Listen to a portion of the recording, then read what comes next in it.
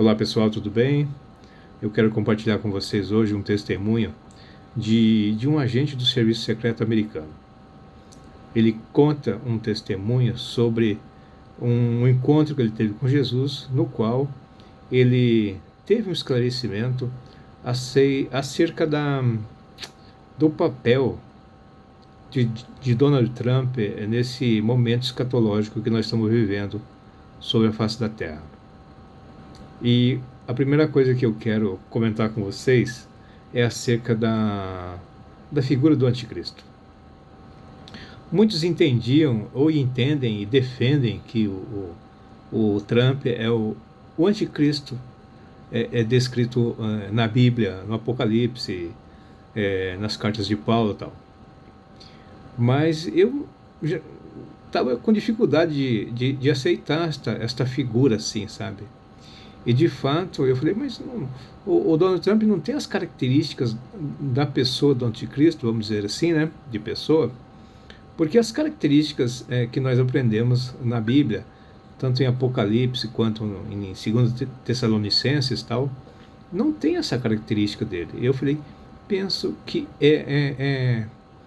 Jesus logo vai esclarecer essa situação. E aí, quando a gente vai olhar para Apocalipse 6:2, tem lá a figura do cavalo branco, né? Que diz assim: E olhei, e eis que um cavalo branco, e o que estava sentado sobre ele tinha um arco, e foi-lhe dado uma coroa, e saiu vitorioso para vencer. Eu presumo, claro que a Bíblia não fala disso, e nenhum ainda teve esta interpretação, de que o anticristo teria um precursor também, como Jesus teve. Jesus, nós conhecemos, teve como precursor o João Batista, né, que batizava o batismo do arrependimento. E aí veio Jesus, e no qual ele explica, né, a figura de Jesus, que o que vinha após ele era muito maior, que ele não era digno de desatar as sandálias dele. E no meu entendimento, o Donald Trump não é o anticristo, obviamente que não é, e o anticristo só vai se manifestar em algum momento após esse período de falsa paz, que alguém vai assinar. Será que vai ser o Donald Trump? Pode ser, pode não ser, pode ser outra pessoa após ele ainda.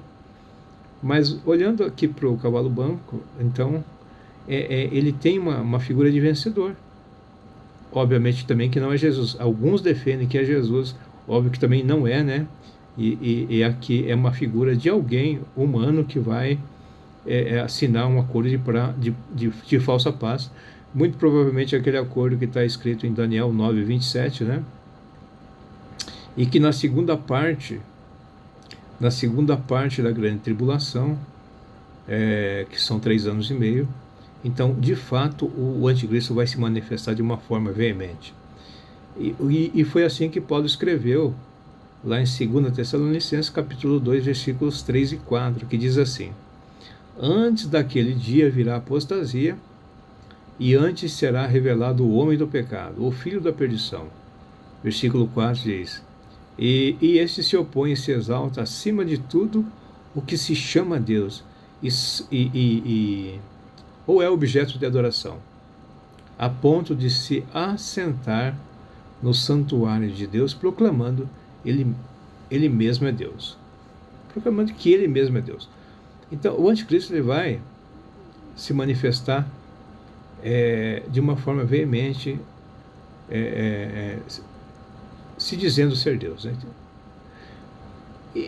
E Apocalipse 13 corrobora com essa passagem de Paulo e vice-versa, porque em Apocalipse 13, 5, 7 diz assim: É descrito que à besta foram dadas autoridade e uma boca para proferir arrogâncias e blasfêmias, agindo durante 42 meses e proferindo difamação contra Deus, o seu tabernáculo e os habitantes dos céus. Muito bem, aqui esse versículo do Apocalipse, esses 3, 5, 6 e 7 do capítulo 3 está muito alinhado com os 3 versículos que Paulo escreveu em 2 Tessalonicenses. Então ali sim é a figura do anticristo, mas já na segunda parte da grande tribulação, ou seja, nos 3 anos seguintes. Ou seja, o que é falado por Daniel E o que é falado aqui no Apocalipse é o mesmo tempo que nós sabemos, 42 meses, 3 anos e meio. Então, os primeiros 3 anos e meio da grande tribulação vai ser provavelmente aquele período de falsa paz, que alguém vai ter assinado esse tratado, esse acordo, que pode ser o anticristo, pode, mas ele não vai se manifestar de uma forma veemente, porque ele vai se voltar, na verdade, contra os judeus na metade da grande tribulação, e aí que os judeus vão perceber que ele não é o Messias, e sim, ele é um grande adversário dos judeus. E quando os judeus descobrem isso, eles vão tentar fugir. Vão fugir para as montanhas, para os lugares mais seguros possíveis, mas mesmo assim o anticristo vai à caça deles.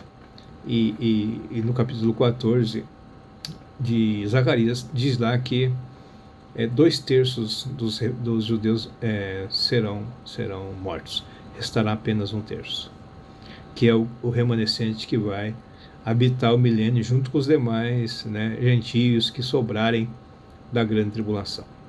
Ou seja, na grande tribulação, aqueles que aceitarem a marca serão fulminados como por juízo, E aqueles que não aceitarem a marca serão martirizados pelo anticristo. Bem, vai sobrar um povo que vai, junto com os remanescentes dos judeus, habitar o milênio, onde Jesus será o governador desse período, o período milenial. Muito bem. E aqui, nessa passagem, ou seja, nesse testemunho desse agente secreto, nós vamos entender exatamente qual que é a figura de Donald Trump, escatologicamente falando, no aspecto também geopolítico e tudo mais, Deus está usando, como Deus está usando ele e para quê. Vocês vão entender agora. São um pouco mais de 10 minutos, eu vou deixar uma parte, para que vocês possam compreender, e a gente vai entender exatamente o que vai acontecer nesse período, porque nós estamos só no começo, E vamos lá, então. Mas nada me anteciparia o que via a seguir. Diante de mim, surgiu a imagem de um touro furioso dentro de uma loja de porcelanas. A metáfora era viva, simbólica, mas clara. O animal corria por entre prateleiras, quebrando tudo. Vasos, esculturas, peças delicadas. O som era intenso. Estilhaços voavam por todos os lados. O caos era completo. E ainda assim, o touro seguia em frente, determinado. Jesus me falou diretamente ao coração. Isto é Donald Trump. Confesso que, naquele momento, meu coração se apertou. Eu esperava qualquer coisa, mas ver o ex-presidente dos Estados Unidos, uma figura tão polêmica, surgir nessa visão celestial, me pegou. Veja que aqui ele fala de ex-presidente. Então, essa revelação, ela foi entre o primeiro mandato, depois do primeiro e antes do segundo. Então, ali Jesus estava mostrando para ele o que aconteceria no segundo mandato de Donald Trump. Então, veja o que vai acontecer. De surpresa. Eu não sabia o que pensar. Mas antes que eu pudesse formar qualquer julgamento interno, Jesus continuou me revelando, sem palavras, mas com uma clareza espiritual inconfundível. Ele não é o Salvador da América, nem foi enviado por causa de sua moral. Ele foi enviado como uma ferramenta, uma chave de disrupção. Na visão, vi que a loja de porcelanas representava estruturas antigas, instituições, sistemas, alianças políticas, igrejas corrompidas, redes de poder invisíveis, todas aparentemente delicadas, belas por fora, mas por dentro, cheias de orgulho, vaidade, mentira e decadência espiritual. Elas estavam firmadas sobre a ilusão. Jesus me mostrou que, se um homem suave tivesse tentado lidar com aquilo, nada teria mudado. As estruturas teriam resistido, mas o touro quebrava tudo, não por sabedoria, não por piedade, mas por ser o que ele era. Jesus me disse, não é o que ele diz que importa, mas o que ele provoca. A presença dele na arena política Não era sobre política em si. Era uma revelação. Sua postura confrontadora, seu jeito bruto, suas falhas, tudo isso gerava reações extremas. E essas reações, por sua vez, expunham o que estava oculto. O ódio, o medo, o fanatismo, a idolatria, tudo vinha à tona. Vi então como multidões idolatravam Trump como um messias. E isso também era errado. Vi outros tantos o odiando com fúria cega. E isso também era uma armadilha. Jesus deixou claro: ele não é herói, nem vilão. Ele é o martelo que quebra o vidro para que a podridão seja vista. Fiquei em silêncio diante dessa revelação. Uma sensação estranha me tomou, como se anos de narrativa, de jornalismo, de debates políticos se desmanchassem em segundos. Não importava mais o que eu achava sobre Trump. Importava o que Deus estava fazendo através dele, apesar dele. E então, como uma resposta à pergunta que eu não sabia que tinha, Jesus me mostrou o próximo quadro da visão. Fortalezas espirituais, ocultas no alto, sendo abaladas por essa figura, não pela sua santidade, mas pelo impacto espiritual que provocava nas trevas. Eu estava prestes a entender algo ainda mais profundo: a função da bola de demolição. A visão mudou mais uma vez. Agora eu me via em um lugar alto, como se estivesse flutuando sobre a nação. Veja que ele cita aqui a luta contra as ordens espirituais, né?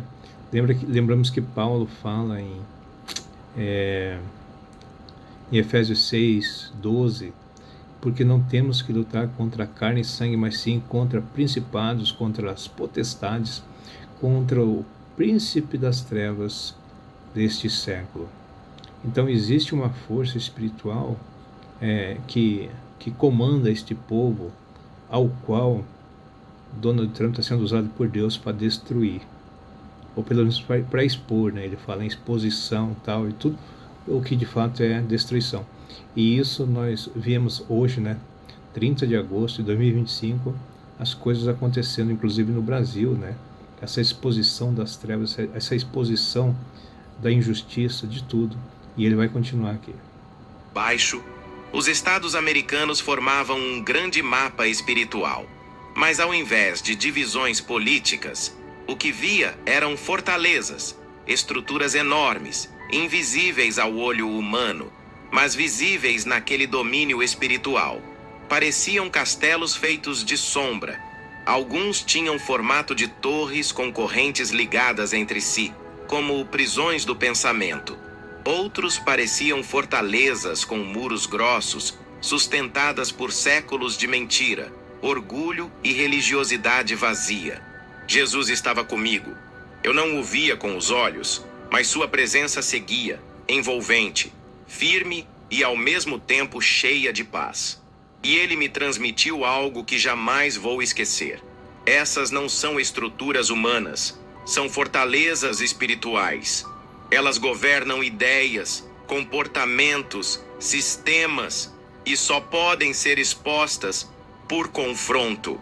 Foi então que vi Donald Trump novamente, mas desta vez como uma bola de demolição. Não um homem, mas o símbolo dele, sua figura pública, seu impacto, sua energia disruptiva. Ele foi lançado como um projétil contra essas fortalezas, e o que aconteceu foi brutal. Cada vez que sua presença colidia com uma dessas estruturas, rachaduras surgiam, muros desmoronavam, celas se abriam. Mas havia uma consequência: a fúria das trevas. Espíritos de divisão, confusão, violência e orgulho reagiam como enxames. Eram lançados contra ele, mas também contra todos ao redor. E aqui veio outra revelação profunda. O orgulho de Trump era o gancho. Aquele mesmo orgulho que fazia com que tantos o rejeitassem, era também parte do que permitia que ele enfrentasse essas fortalezas sem medo. Jesus me mostrou que Deus não o escolheu apesar do seu orgulho, mas sabendo exatamente quem ele era. Eu uso o tolo para confundir os sábios, o desprezado para revelar o oculto. E então entendi: Trump não foi enviado para ser imitado, nem exaltado, mas para agitar o invisível, para que, em meio ao barulho, as mentiras escondidas em décadas de poder silencioso fossem reveladas. Vi escândalos vindo à tona, sistemas corrompidos sendo expostos, vozes escondidas sendo ouvidas. Tudo isso causava caos na superfície, mas clareza no mundo espiritual. Ao redor dessas fortalezas, milhares de pessoas começaram a se posicionar, algumas com ódio, outras com esperança, mas poucas com discernimento.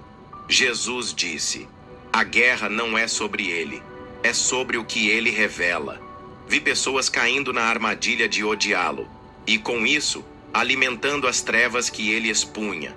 Vi outras adorando-o, e com isso, perdendo a visão do que Deus realmente queria mostrar. Ambas as reações eram enganosas. O caminho certo era orar, observar.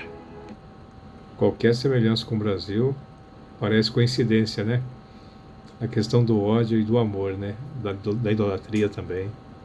Discernir e entender que o instrumento de Deus nem sempre vem vestido de profeta.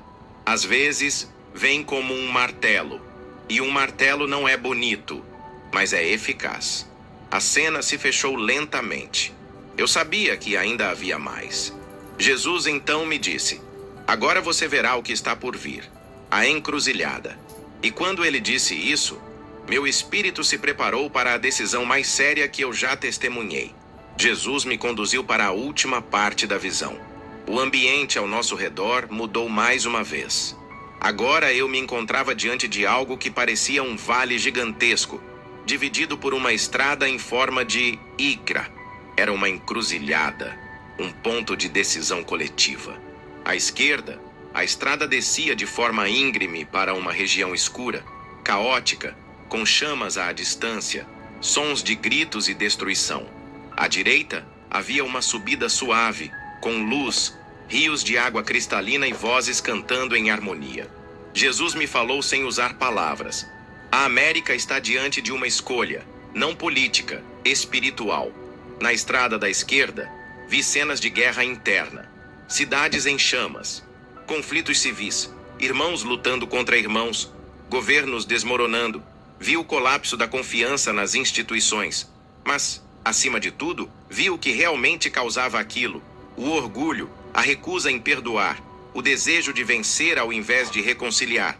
E, por trás disso tudo, forças espirituais influenciando corações sem que as pessoas percebessem. Na estrada da direita, vi algo que me emocionou profundamente. Era o que Jesus chamou de grande despertar. Pessoas de diferentes raças, crenças e regiões, ajoelhadas juntas, pastores orando com policiais, políticos arrependidos, famílias restauradas, igrejas abrindo mão de agendas para se unir em oração. Era como se a luz invadisse os porões mais profundos da alma nacional e tudo começasse a ser curado. Não por discursos, mas por rendição. Mas havia um detalhe importante. Essa estrada não era a mais fácil. Ela exigia quebrantamento, humildade, perdão, reconhecimento de culpa, confissão, tudo aquilo que o orgulho nacional tanto resiste em fazer. Jesus então me mostrou algo pessoal. Vi meu próprio corpo, ainda caído no chão do saguão em Washington, cercado pelos agentes. O relógio espiritual estava marcando o tempo. Cada segundo contava. Eu sabia que poderia escolher ficar ali, com ele, na paz, na luz, no amor. E naquele instante, tudo dentro de mim queria isso. Eu queria permanecer. Eu queria o céu. Eu queria me dissolver naquele amor para sempre. Com a alma em lágrimas, eu disse: Senhor, por favor, deixa eu ficar. Mas Jesus, com a ternura que só Ele tem, respondeu dentro do meu coração: você ainda tem uma missão. Eles precisam saber. Naquele instante, compreendi a profundidade do que Ele me mostrara. Não era apenas para mim, era para ser contado, compartilhado, anunciado como um alerta, como um convite. A América precisava acordar, mas não com violência, com arrependimento, com oração, com entrega. Então, Jesus estendeu o braço, e um toque dele foi suficiente. Senti meu espírito sendo puxado de volta. Com rapidez, a luz começou a se apagar, a visão se desfez, e meu coração voltou a bater. A sensação... Então, o que nós podemos ver aqui é que ele tem um papel crucial neste momento da humanidade. É um momento escatológico que a humanidade está vivendo, né? A sensação de retorno foi brutal, como um mergulho. E que nós vamos entendendo à medida que os acontecimentos vão se desdobrando aí pela frente. O fato é que a palavra está se cumprindo. Jesus está preparando algo e ele tem falado em avivamento em que muitos voltarão para ele, muitos se curvarão para ele, e muitos serão salvos neste momento que antecede o arrebatamento da igreja. Porque a igreja precisa estar preparada, santificada, e muitos virão se juntar a esse povo que irá morar na Nova Jerusalém, conforme está previsto no capítulo 21 de Apocalipse. Então que nós estejamos prontos e em breve Jesus volta. Deus abençoe em Cristo Jesus. Até a próxima.